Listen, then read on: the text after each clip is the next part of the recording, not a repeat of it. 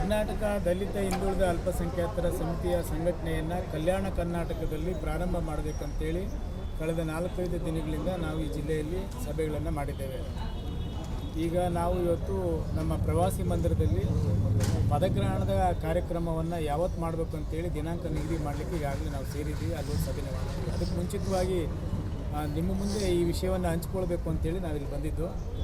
ನಮ್ಮ ಗ್ರಾಮಾಂತರ ಭಾಗದ ಅಧ್ಯಕ್ಷರಾದಂಥ ನಮ್ಮ ಶ್ರೀಶೈಲ್ ಮಾವಿನವರು ಮತ್ತು ಕಲಬುರಗಿ ನಗರದ ಅಧ್ಯಕ್ಷರಾಗಿ ನಮ್ಮ BM ಬೆಳ್ಳೂರು ಅವ್ರನ್ನ ನಾವು ಪದಗ್ರಹಣದಲ್ಲಿ ನೇಮಕ ಮಾಡೋರಿದ್ದೀವಿ. ಅವ್ರ ಜೊತೆ ಇನ್ನುಳಿದ ಎಲ್ಲ ಪದಾಧಿಕಾರಿಗಳು ನೇಮಕ ಮಾಡ್ತೀವಿ. ಇದರ ಉದ್ದೇಶ ಇಷ್ಟೇ, ಸಂಘಟನೆ ಅಂದ ತಕ್ಷಣ ಎಲ್ಲೋ ಒಂದು ಕಡೆ ಇವತ್ತಿನ ಪರಿಸ್ಥಿತಿಯಲ್ಲಿ ಸಂಘಟನೆಗಳು ಭಾಳ ಶಕ್ತಿಯುತವಾಗಿಲ್ಲ ಅನ್ನುವಂಥದ್ದು ಎಲ್ಲೋ ಒಂದು ಕಡೆ ಕೊರಗು ಇದೇ ಸಾರ್ವಜನಿಕ ವಲಯಗಳಲ್ಲಿ ಅನ್ನುವಂಥ ಸಂದರ್ಭದಲ್ಲಿ ನಾವು ಒಟ್ಟಾರೆ ಸೇರಿ, ಅಂದರೆ ನಮ್ಮ ಸಂಘಟನೆಯಲ್ಲಿ ಯಾವುದೇ ಒಂದು ಜಾತಿಗೆ ಸೀಮಿತ ಇಲ್ಲ, ಎಲ್ಲ ಜಾತಿಯಲ್ಲಿರ್ತಕ್ಕಂಥ ಬಡವರನ್ನು ನಾವು ಸಂಘಟನೆ ಮಾಡ್ತಾ ಆ ಜನಾಂಗಗಳಿಗೆ ಎಲ್ಲೆಲ್ಲಿ ತೊಂದರೆಗಳಾಗುತ್ತೋ, ದೌರ್ಜನ್ಯ ದಬ್ಬಾಳಿಕೆಗಳಾಗ್ತವೋ ಅದರ ಪರವಾಗಿ ನಿಂತು ಅವರ ಪರವಾಗಿ ನಾವು ನ್ಯಾಯವನ್ನು ಕೊಡಿಸ್ಬೇಕು ಅಂತೇಳಿ ನಾವು ಈ ಸಂಘಟನೆಯನ್ನು ಕಟ್ಟಿರ್ತಕ್ಕಂಥದ್ದು. ಸಂಘಟನೆ ಕಟ್ಟಿ ಕಳೆದ 30 ವರ್ಷಗಳಿಂದ ನಾವು ಬೇರೆ ಬೇರೆ ಜಿಲ್ಲೆಗಳಲ್ಲಿ ಸುಮಾರು 12 ಜಿಲ್ಲೆಗಳಲ್ಲಿ ಕೆಲಸಗಳನ್ನು ಮಾಡ್ಕೊಂಡ್ಬಂದಿದ್ದೀವಿ.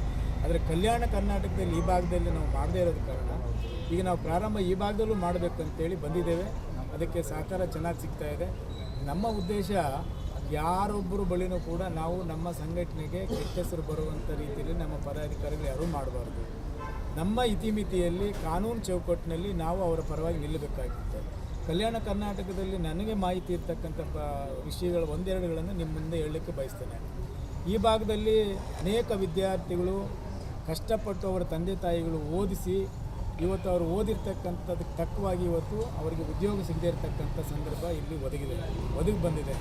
ಅವರ ಪರವಾಗಿ ನಾವು ಹೋರಾಟ ಮಾಡಬೇಕಾಗಿದೆ, ಮಹಿಳೆಯರ ಪರವಾಗಿ ಹೋರಾಟ ಮಾಡಬೇಕಾಗಿದೆ, ರೈತರ ಪರವಾಗಿ ಹೋರಾಟ ಮಾಡಬೇಕಾಗಿದೆ, ಎಲ್ಲ ಜನಾಂಗಗಳಲ್ಲಿರ್ತಕ್ಕಂಥ ಬಡವರ ಪರವಾಗಿ ಹೋರಾಟ ಮಾಡುವಂಥ ಪರಿಸ್ಥಿತಿ ಇವತ್ತು ರಾಜ್ಯದಲ್ಲಿ ಬಂದಿದೆ. ಹಾಗಾಗಿ ಸಂಘಟನೆ ಮೂಲಕ ನಾವು ಮಾಡಬೇಕು ಅನ್ನುವಂಥ ವಿಷಯವನ್ನು ನಿಮ್ಮ ಮೂಲಕ ಹೇಳ್ಕೊಳ್ಳೋದಕ್ಕೆ ಒಂದು ಅವಕಾಶ ಸಿಕ್ಕಿದೆ. ಅದನ್ನು ಇಲ್ಲಿ ಹಂಚ್ಕೊಳ್ಳೋಕ್ಕೆ ನಾವು ಬಂದಿದ್ದೀವಿ. ಇನ್ನೇನಾದರೂ ತಾವು ಕೇಳಿ ಸರ್. ಈಗ ನೆಕ್ಸ್ಟ್ ಕಾರ್ಯಕ್ರಮ ಯಾವಾಗ ಮಾಡ್ತೀರಾ? ಈಗ ಪೂರ್ವಭಾವಿ ಸಭೆಯಲ್ಲಿ ನಾವು ತೀರ್ಮಾನ ಮಾಡ್ತೀವಿ ದಿನಾಂಕವನ್ನು. ಆ ದಿನಾಂಕವನ್ನು ನಿಶ್ಚಯ ಮಾಡಿ ಆನಂತರ ತಮಗೆ ನಾವು ತಿಳಿಸಿ ನಿಮ್ಮ ಸಮ್ಮುಖದಲ್ಲೇ ಪದಗ್ರಹಣ ಕಾರ್ಯಕ್ರಮ ಆಗುತ್ತೆ.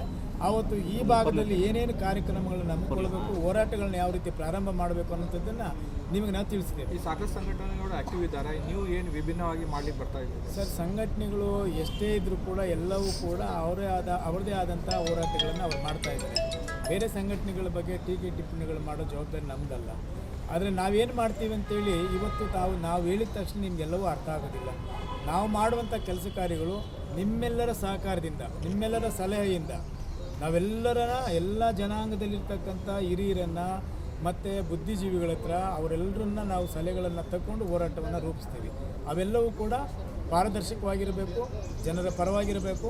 ಯಾವುದೇ ಒಬ್ಬ ವ್ಯಕ್ತಿ ಉದ್ಧಾರ ಆಗಕ್ಕಲ್ಲ. ಇದು ಜನಸಾಮಾನ್ಯರಿಗೆ ನಾವು ಬೆನ್ನೆಲುಬಾಗಿ ನಿಲ್ಲಬೇಕು. ಹೋರಾಟ ಅನಿವಾರ್ಯ, ಎಲ್ಲರಿಗೂ ಹೋರಾಟ ಇರಬೇಕು. ಹೋರಾಟ ಇಲ್ಲದೆ ಏನೂ ಮಾಡೋಕ್ಕಾಗೋದಿಲ್ಲ. ಆದರೆ ತಾವು ಹೇಳ್ದಂಗೆ ಹೋರಾಟ ಭಿನ್ನವಾಗಿರಬೇಕು, ನೀವೆಲ್ಲರೂ ಒಪ್ಕೊಳ್ಳೋ ರೀತಿ ಇರಬೇಕು. ಸುದ್ದಿ ಮಾಡೋಂಥ ನೀವು ಸುದ್ದಿ ನಮ್ಗೆ ಮಾಡ್ತೀರಿ, ನಮ್ಮ ವಿಷಯಗಳನ್ನು ತೆಗೆದುಕೊಂಡಿದ್ದು ಅಂತಂದರೆ ಅದಕ್ಕೊಂದು ಮಹತ್ವ ಇರಬೇಕು. ಆ ಹಿನ್ನೆಲೆಯಲ್ಲಿ ನಾವು ಕೆಲಸ ಮಾಡಬೇಕಾಗಿದೆ. ಅದಕ್ಕೆ ನಿಮ್ಮ ಸಹಕಾರ ಬೇಕು ಅಂತ ನನ್ನ ವಿನಂತಿ. ನಿಮ್ಮ ಹೆಸರು? ಭ್ರಷ್ಟಾಚಾರ ನಡೀತಾ ಇದೆ. ಸೊ ಆ ಸಂಘಟನೆ ಏನು ಭ್ರಷ್ಟಾಚಾರ ಮೇನ್ ಉದ್ದೇಶ ಸರ್?